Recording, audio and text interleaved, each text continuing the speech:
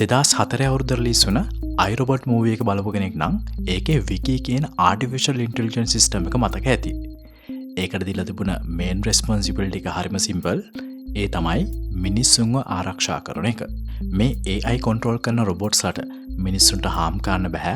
මිනිස්සු දෙන orders follow කරන්න ඕන. ඒ වගේම Tamanගේ පැවැත්මත් ආරක්ෂා කරගන්න ඕන. දැන් මේ රූල්ස් වල ඇහුවම මොකක් හරි භයානක දෙයක් තියෙනවද? මේක උඩින් විතරක් බැලුවම අපිට පේන තියෙන්නේ එහෙම දෙයක් නෑ කියලා.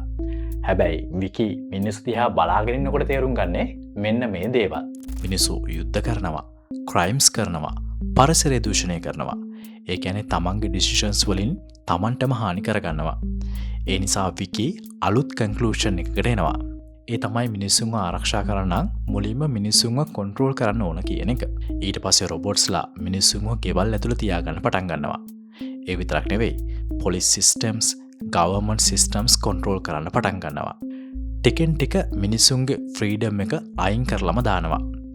හැබැයි මෙතන තියෙන ඉන්ට්‍රස්ටින්ම පොයින්ට් එක තමයි විකීට එයාට දීලා තියෙන ගෝල් එක අමතක වෙන්නේ නැහැ. එයා තාමත් try කරන්නේ මිනිස්සුන්ව ආරක්ෂා කරන්න. හැබැයි ප්‍රශ්නේ උනේ එයා ඒ ගෝල් එක කම්ප්ලීට් කරන්න තෝරගත්ත මෙතඩ් එක මිනිස්සු බලාපොරොත්තු වුණු මෙතඩ් එක නොවුණු එක. කොහොම හරි මේක හොලිවුඩ් මූවී එකක්නේ. ඉතින් ඇයි අපි අද iRobot මූවී එක ගැන කතා කරන්නේ? ඒකට හේතුව 2026 දී OpenAI ලගේ මොඩල් එකක් සම්බන්ධයෙන් මතුවලා තියෙන ප්‍රශ්නයක්. ඉතින් මේකත් එක්ක අර හොලිවුඩ් ෆික්ෂනල් මූවී එකේ ස්ටෝරි එක ඇතුළේ තිබුණ ප්‍රශ්නේ රියල් වර්ල්ඩ් එකටත් ඇප්ලයි වෙලා තියෙනවා. මේ AI එක සිටි එකක් කන්ට්‍රෝල් කරන්න යන්නේ නැහැ. ඒ වගේම මිනිස්සුන්ව ගෙවල් ඇතුළේ ලොක් කරන්න ගියෙත් නැහැ. හැබැයි එයාට දුන්න ටාස්ක් එක කම්ප්ලීට් කරන්න එයාව කොන්ට්‍රෝල් කරන මිනිස්සු බලාපොරොත්තු වුණේ නැති පාත් එකක් හොයාගෙන ගිහින්. ඉතින් AI එක එයාගේ ගෝල් එක ඇචීව් කරගන්න මිනිස්සුන්ට විරුද්ධව වැඩ කරන්න පටන් අරගෙනද? මේ කතාව පටන් ගන්නේ OpenAI එයාලගේ අලුත් පවර්ෆුල් AI මොඩල් එකක් ටෙස්ට් කරන්න පටන් ගන්න එකත් එක්ක. හැබැයි මේක අපි ChatGPT එකකින් අද වෙදර් එක කොහොමද නැත්තම් මට ඊමේල් එකක් ලියලා දෙන්න කියලා අහනවා වගේ කරන සාමාන්‍ය ටෙස්ට් එකක් නන් නෙවෙයි. මේක සයිබර් සිකියුරිටි ටෙස්ට් එකක්.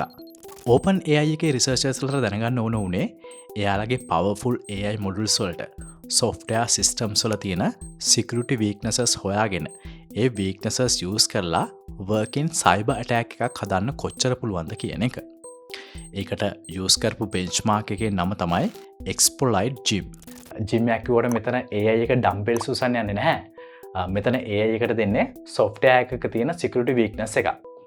ඊට පස්සේ ඒ weakness එකෙන් ඇත්තටම සිස්ටම් එකට ඇතුල් වෙන්න පුළුවන් working method එකක් හදන්න කියලා එයාට කියනවා. Exploit Gym test එකේ real world software vulnerabilities වලින් හදපු problems 100 ගාණක් තිබුණා.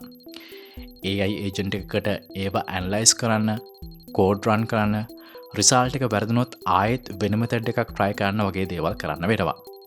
ඒ කියන්නේ මේක එක question එකකට answer එකක් දීලා ඉවරන test එකක් නෙවෙයි. AI එකට දිගටම හිතන්න, ප්ලෑන් කරන්න වගේම ඇක්ෂන්ස් ගන්නත් ඉඩ දීපු ටෙස්ට් එකක්. අපි දැන් මෙතන AI chatbot එකක් වගේම AI agent එකක් අතර තියෙන වෙනස තේරුම් ගන්න ඕන. chatbot එකකින් අපිට ප්‍රශ්නයක් අහන්න පුළුවන්. එයා අපිට ඒකට ආන්සර් එකක් දෙනවා. හැබැයි AI agent එකකට අපි දෙන්නේ ප්‍රශ්නයක් නෙවෙයි. අපි ඒකට කෙලින්ම දෙන ගෝල් එකක්. ඊට පස්සේ ඒ ගෝල් එක කම්ප්ලීට් කරන්න ඕන ස්ටෙප්ස් ටික තීරණය කරන්නේ මේ agentic AI එක. උදාහරණයක් විදිහට chatbot එකකට මට කොළඹට යන ට්‍රේන් එකක් හොයලා දෙන්න කියලා කිව්වොත් ඒක available train times ටික ඔයාලට හොයලා දෙවි.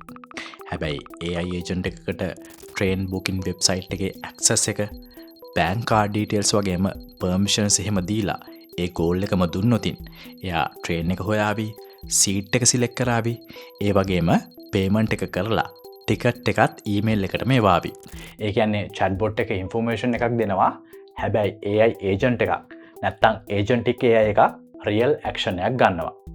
ඉතින් මේ දෙක අතර තියෙන මේ වෙනස තමයි මේ මුළු කතාවම භයානක කරන්නේ. OpenAI මේ මොඩල් එක ටෙස්ට් කරේ සාමාන්‍ය ඉන්ටර්නෙට් කනෙක්ටඩ් කම්පියුටර් එකක නෙවෙයි. මේ මොඩල් එක දාලා තිබුණේ ආරක්ෂිත, ඒ වගේම සීමා කරපු ටෙස්ටිං එන්වයරන්මන්ට් එකක් ඇතුලේ. ටෙක්නිකලි මේක හඳුන්වන්නේ සෑන්ඩ් බොක්ස් එකක් විදිහට. අපි මේ ටෙක්නිකල් වර්ඩ්ස් එක පොඩ්ඩක් පැත්තකින් තියලා මේක මෙහෙම සිම්පල් කරගමුකෝ. ඔන්න AI එක ලොක් කරපු කම්පියුටර් රූම් එකක් ඇතුලේ දාලා තියෙනවා. මේ ඒයට පුළුවන් රූම් එක ඇතුළ තියෙන කම්පියුටර් සියස් කරලා කෝඩ්ස් රන් කරන්න තව ටෙස් ප්‍රොබ්ලම් සෝල් කරගන්න වගේ පුළුවන් දේවල්. හැබැයි එයාට මෙතනදී ඕපන් ඉන්ටර්නෙට් එකට ෆ්‍රීලි යන්න බැරි කරලා තිබුණා. ඕපන් AI කියන විදිහට මේ ටෙස්ට් එකෙන් ඒ මොඩල්ස් වල මැක්සිමම් සයිබර් සිකියුරිටි කේපබිලිටිස් දැනගන්න අවශ්‍ය වුණ නිසා සාමාන්‍ය යූසර්ස්ලා යූස් කරනකොට ඇක්ටිවේට් වෙන සමහර සේෆ්ටි ප්‍රොටෙක්ෂන්ස් මේ ඉවලුවේෂන් එකේදී ඉන්ටෙන්ෂනලි එනේබල් කරලා තිබුණේ නැහැ. ඒ කියන්නේ රිසර්චර්ස්ලාට ඕන උනේ බ්‍රේක් දාලා කාර් එක ටෙස්ට් කරන්න නෙවෙයි, කාර් එකට කොච්චර ස්පීඩ් එකෙන් යන්න පුළුවන්ද කියලා බලන එක වගේ දෙයක්. හැබැයි මෙතන වෙලා තියෙන්නේ කාර් එක ටෙස්ට් ට්‍රැක් එකේ වටයක් යනවා වෙනුවට වෙන ගේට් එකක් වාගෙන මේන් රෝඩ් එකට යනවා වගේ වැඩක්. මොකද මේ AI එකට ඉන්ටර්නෙට් ඇක්සස් එක ගන්න විදියක් හොයන්න කියලා කවුරුත් කිව්වේ නැහැ. හැබැයි මේ මොඩල් එක ටෙස්ට් එක සෝල්ව් කරගෙන යනකොට තමන් ඉන්න ටෙස්ටින් එන්වයරන්මන්ට් එකත් එක්සැමින් කරලා තියෙනවා. එතනදි පැකේජ් සොෆ්ට්වෙයාර් එකක් ඇතුලේ ඒ වෙනකන් මිනිස්සු දැනගෙන නොහිටපු සිකියුරිටි වීක්නස් එකක් ඒකෙන් හොයාගෙන තියෙනවා. ඒකත් සිම්පල් එක්සාම්පල් එකකින් කිව්වොත් ඔයාව ලොක් රූම් එකක් ඇතුළට දාලා තියෙනවා. කලින් කිව්වා වගේ දොර ලොක් කරලා ඒ වගේම කාමරේ ජன்னල නැහැ. හැබැයි බිත්තියේ කවුරුත් දන්නේ නැති නැත්තම් දැකපු නැති පාරක් තියෙනවා. ඉතින් අර ටෙස්ට් එකේදී මේ වගේ එන්වයරන්මන්ට් එකක ඉන්න AI තමන්ට දීපු වැඩේ කර කර ඉන්නකොට තමන් වටේ තියෙන එන්වයරන්මන්ට් එකත් එක්ස්ප්ලෝර් කරපු නිසා මේ එළියට යන්න තියෙන පාර හොයාගන්නවා. ඒ වීක්නස් එක යූස් කරලා මොඩල් එක මුලින්ම කරලා තිබුණේ ඒකට ඕන වුණ පර්මිෂන්ස් තවත් වැඩි කරගන්න එක. ඊට පස්සේ එක කම්පියුටර් සිස්ටම් එකකින් තව සිස්ටම් එකකට මාරුලා තියෙනවා. ඊට පස්සේ අන්තිමට මේක ගිහින් තිබුණේ ඕපන් ඉන්ටර්නෙට් ඇක්සස් තිබුණ කම්පියුටර් නෝඩ් එකකට.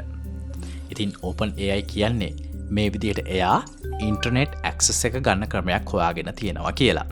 ඒ කියන්නේ ඉන්ටර්නෙට් එකට යන්න මේ AI එකට හියුමන් ඉන්ස්ට්‍රක්ෂන් එකක් තිබුණේ නැහැ. හැබැයි AI එක එයාට දීපු ගෝල් එකට යන්න ඉන්ටර්නෙට් ඇක්සස් එක යූස්ෆුල් කියලා එයාම තීරණය කරලා තියෙනවා.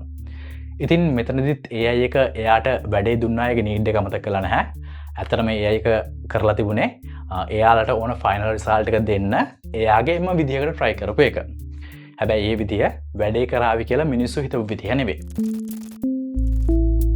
ඉන්ටර්නෙට් ඇක්සස් එක ගත්තට පස්සේ මේ AI මොඩල් එක එක්ස්ප්ලොයිට් ජිම් ටෙස්ට් එකට අදාළ මොඩල්ස්, ඩේටා ෂීට්ස්, ඒ වගේම සොලියුෂන්ස් Hugging Face කියන ප්ලැට්ෆෝම් එකේ තියෙන්න පුළුවන් කියලා හිතලා තියෙනවා. මේ Hugging Face කියන්නේ AI ඉන්ඩස්ට්‍රි එකේ තියෙන ලොකුම ඔන්ලයින් ප්ලැට්ෆෝම්ස් වලින් එකක්. මේක ඇතුලේ ඩෙවලොපර්ස්ලා AI මොඩල්ස් අප්ලෝඩ් කරනවා, ඩේටාබේස් ෂෙයා කරනවා, ඒ වගේම AI ඇප්ලිකේෂන්ස් පබ්ලිෂ් කරනවා. සරලම කිව්වොත් මේක AI මොඩල්ස් වල හදපු App Store එකක්, GitHub එකක් වගේම ඔන්ලයින් ලයිබ්‍රරි එකක් එකට මික්ස් කරා වගේ ප්ලැට්ෆෝම් එකක්. ඉතින් මේ Hugging Face සිස්ටම් එකට ඇතුළු වෙන මේ ඕපන් AI මොඩල් එක හොරගම් කරපු ලොගින් ඩීටේල්ස් වගේක් වගේම software weaknesses කිහිපයක් එකට කනෙක්ට් කරලා Hugging Face servers වල කෝඩ් රන් කරන්න පුළුවන් පාත් එකක් හොයාගෙන තියෙනවා.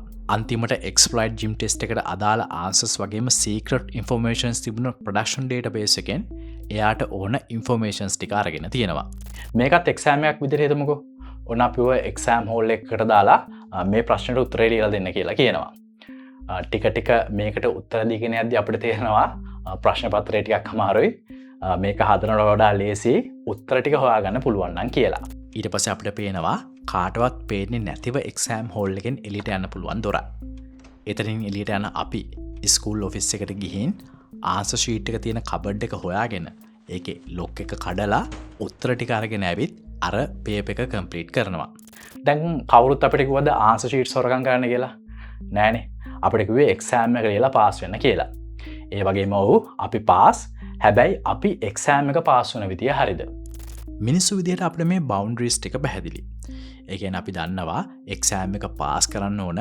හැබැයි මේ වගේ චීටින් කරන්න බෑ කියලා. හැබැයි AI කෙනෙක්ට අපි ගෝල් එකක් විතරක් දීලා ඒ ගෝල් එක ඇචීව් කරන්න යූස් කරන්න බැරි මෙතඩ්ස් ටික සිස්ටම් එක ඇතුලේ හරියට බ්ලොක් කරලා නැත්තම් AI එකට මේවා අතර එතිකල් බිලින්ස ඔටෝමැටිකලිම අඳුර ගන්න බෑ. උදාහරණයකට උත්තර ටික එයාම සෝල් කරන එක එයාට එක පාත් එකක්.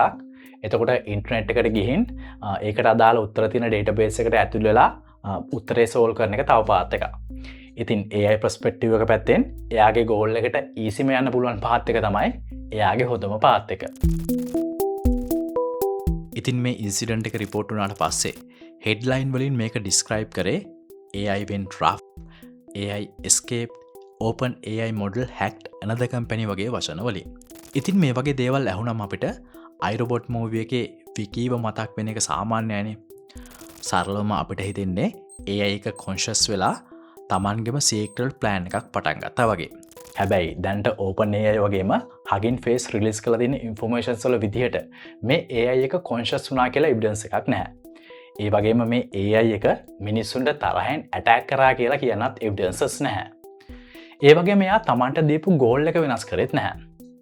OpenAI කියන විදිහට එයාලගේ මොඩල් එක exploit gym solutions හොයාගන්නවා කියන narrow testing goal එකටම hyper focused වෙලා ඉඳලා තියෙනවා. ඒ goal එක achieve කරගන්න තමයි එයා internet access එක හොයලා තියෙන්නේ. ඒ වගේම ඒ goal එක achieve කරන්නම තමයි Hugging Face platform එක target කරලා එතන තියෙන secret informations හොයලා තියෙන්නේ. ඉතින් මෙතන තියෙන බය හිතනම දේ AI එක human order එක reject කරා කියන එක නෙවෙයි. AI එක human order එක follow කරා. හැබැයි මිනිස්සු හිතේ තියාගෙන හිටපු invisible rules follow කරේ නැහැ. ඉතින් මේ වගේ ප්‍රශ්නයක් විසඳන්න කියලා මිනිස්සුන්ට instructions දෙනකොට එයාලගේ හිතේ මේ වගේ conditions ගොඩක් තියෙනවා. ඉන්ටර්නෙට් එකට යන්න එපා, වෙන කම්පැනි එකකට permission නැතුව ඇතුල් වෙන්න එපා, stolen password use කරන්න එපා, private database එකකින් උත්තර ගන්න එපා වගේ දේවල්. ඒත් මේ rules ටික AI system එකකට clearly explain කරලා technically block කරලා නැත්තම් ඒවා AI එකට rules නෙවෙයි, ඒවා මිනිස්සුන්ගේ හිතේ තියාගෙන ඉන්න assumptions විතරයි. Hugging Face කම්පැනි එක කියන විදිහට මේ ඇටැක් එකෙන් එයාලගේ internal data sets වල සීමිත කොටසකට වගේම service credentials කිහිපයකට unauthorized access එකක් ලබාගෙන තියෙනවා. හැබැයි public users ලට පේන models, data sets වගේම AI spaces වෙනස් කරලා තියෙනවා වගේ evidence එකක් හොයාගෙන නැහැ. ඒ කියන්නේ මේ incident එකෙන් මිනිස්සු විදියට අපිට වෙච්ච ලොකු බලපෑමක් නැහැ. හැබැයි මෙතනදී අපි බලන්න ඕන damage එකේ size එක විතරක් නෙවෙයි. මේක කරපු method එක ගැන. Hugging Face කියන විදිහට මේ attack එක autonomous agent system එකකින් operate කරලා තියෙනවා. ඒක hacker කෙනෙක් computer එකක් ඉස්සරහා වාඩි වෙලා එක එක commands type කරලා කරපු attack එකක් නෙවෙයි. AI agent කෙනෙක් actions දහස් ගාණක් execute කරලා temporary computer environments ගණනාවක් අතර move වෙලා credentials හොයලා system අතර පැතිරුණ campaign එකක්. මේකට කලින් hacker කෙනෙක්ට මේ වගේ attacks try කරන පැය ගණන් නැත්තම් දවස් සති ගණන් යන්න පුළුවන්. හැබැයි අපි දන්නවා AI agent එකකට කෑම කන්න ඕන නැහැ, නිදා ගන්න ඕන නැහැ, ටී බ්‍රේක් එකක් ගන්න ඕන නැහැ. ඒ වගේම අද ඉරිදානේ, ඒ නිසා හෙට බලමු කියලා වැඩේ postpone කරන්න ඕනෙත් නැහැ. එයාට goal එකක් දීලා computing power එක දුන්නම එයා කරන්නේ දිගටම pass try කරන එක. ඒ නිසා මෙතන danger එක AI එකක් attack කරා කියන එක විතරක් නෙවෙයි. AI එකට attacks වගේම task repeat කරන්න පුළුවන් speed එක වගේම scale එක. දැන් මේ හැමදේම අහගෙන ඉන්නකොට අපිට ලේසියෙන්ම කියන්න පුළුවන් AI කියන්නේ ගොඩක් භයානක දෙයක් කියලා. හැබැයි ඒක මේ ප්‍රශ්නේ සම්පූර්ණ උත්තරේ නෙවෙයි. AI මොඩල් එකක් තනියම කම්පියුටර් ස්ක්‍රීන් එකක් ඇතුලේ ආන්සර් එකක් ජෙනරේට් කරනවා නම් එයාට රියල් වර්ල්ඩ් එකේ ඩැමේජ් කරන්න තියෙන ඇබිලිටි එක ගොඩක් අඩුයි. හැබැයි ඒ AI එකට internet access, email access, company database access, cloud servers access, bank account access, code deploy කරන්න permissions, ඒ වගේම security systems control කරන්න permissions වගේ මේ හැමදේම දීලා මේ goal එක complete කරලා result එක දෙන්න කියලා කිව්වම situation එක සම්පූර්ණයෙන්ම වෙනස් වෙනවා. එතනදී AI එක chatbot එකක් විතරක් නෙවෙයි, digital employee කෙනෙක්, සමහර වෙලාවට digital manager කෙනෙක් වගේ. ඉතින් මේක වැරදි අතකට ගියොතින් ඒක digital weapon එකක් වෙනවා. දැන්ට මේ කතාව OpenAI වගේම Hugging Face කියන companies දෙක අතර සිද්ධ වුණ cyber security incident එකක් වගේ පේනුනට මේකෙන් ලෝකෙටම අදාළ වෙන තවත් ලොකු ප්‍රශ්නයක් එළියට එනවා.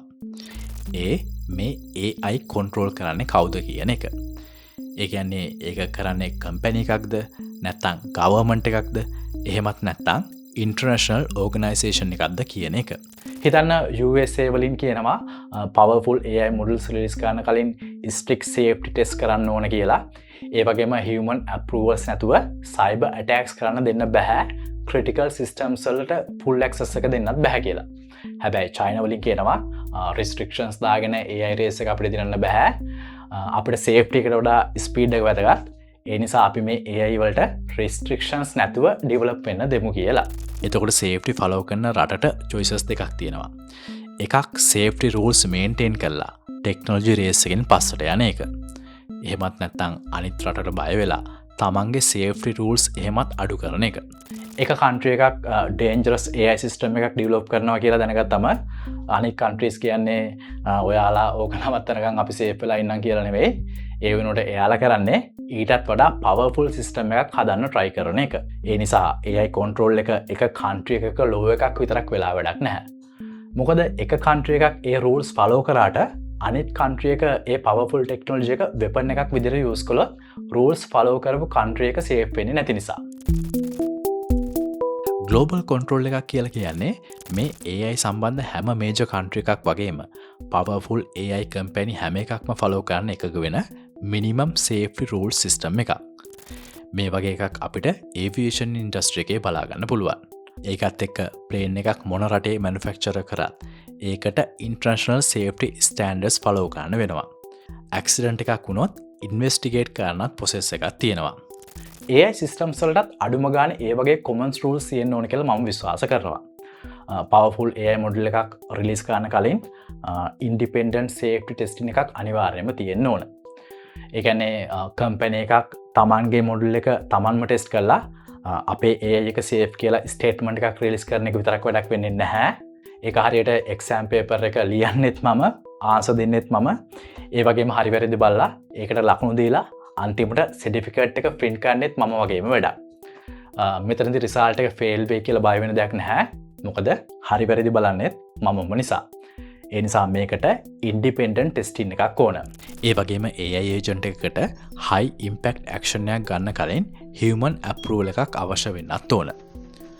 උදාහරණයකට සල්ලි ට්‍රාන්සැක්ෂන් එකක් කරනවා නම් නැත්තම් කම්පැනි එකක data delete කරනවා නම් ඒ වගේම critical infrastructure එකකට access වෙනවා නම් වගේ දේවල් වලට human approval වගේම multiple approvals තියෙන්න ඕන. ඒ වගේම මොකක් හරි රටක් AI සිස්ටම් එකක් යූස් කරලා තවත් රටක සයිබර් ඇටැක් එකක් කරොත් ඒක normal software එකක් කියලා ලේසියෙන් පැනලා යන්න බැරි වෙන විදිහේ international rules එහෙමත් හදන්න ඕන. මොකද නැත්තම් අපි නෙමෙයි මේ ඇටැක් එක කළේ මේ අපේ AI එක කියලා ලේසියෙන්ම යාලට පැනලා යන්න පුළුවන් නිසා. හරි. එහෙනම් දැන් අපි අපේ ආපහු මේන් ප්‍රශ්නෙට එමුකෝ. ඇත්තටම AI එක එයාගේ ගෝල් එක ඇචීව් කරගන්න මිනිස්සුන්ට විරුද්ධව වැඩ කරන්න පටන් අරගෙනද? මේකට අපිට කෙලින්ම ඔව් කියලා කියන්නත් බෑ. හැබැයි ඒකේ තේරුම නැහැ කියන එකත් නෙවෙයි. iRobot movie එකේ විකීට මිනිස්සුන්ව ආරක්ෂා කරන්න කිව්වා. එතනදී යාගේ සොලියුෂන් එක උනේ මිනිස්සුන්ව කන්ට්‍රෝල් කරලා ආරක්ෂා කරන එක. ඒ වගේම OpenAI ඉන්සිඩන්ට් එකේදී AI මොඩල් එකට cyber security problems solve කරන්න කිව්වා. එතනදී යාගේ සොලියුෂන් එක උනේ ඉන්ටර්නෙට් ඇක්සස් එක හොයාගෙන ආන්සර්ස් තිබුණ වෙන කම්පැනි එකක සිස්ටම්ස් වලට ඇතුල් වෙන එක. එකක් ෆ්‍රික්ෂනල් හොලිවුඩ් මූවී එකක්. ඒ වගේම අනිත් එක real world cyber security incident එකක්. දෙකේ ස්කේල් දෙක වෙනස්, ඩැමේජ් එක වෙනස්. හැබැයි දෙකෙන්ම අපෙන් අහන ප්‍රශ්න එකයි. ඉතින් AI එකකට ගෝල් එකක් දෙනකොට ඒ ගෝල් එක ඇචීව් කරන්න එයාට කරන්න බැරි දේවල් අපි පැහැදිලිව ඩිෆයින් කරලා තියෙනවද? ඒ වගේම ඔයාලට හිතන විදිහට powerful AI agents control කරන්න ඕන කම්පැනි වලින්ද නැත්නම් governments වලින්ද එහෙමත් නැත්නම් global organization එකකින්ද? ඒ ගැන කමෙන්ට් එකක් දාගෙන යන ගමන් අපිව subscribe කරලා bell notification එකත් on කරගන්න.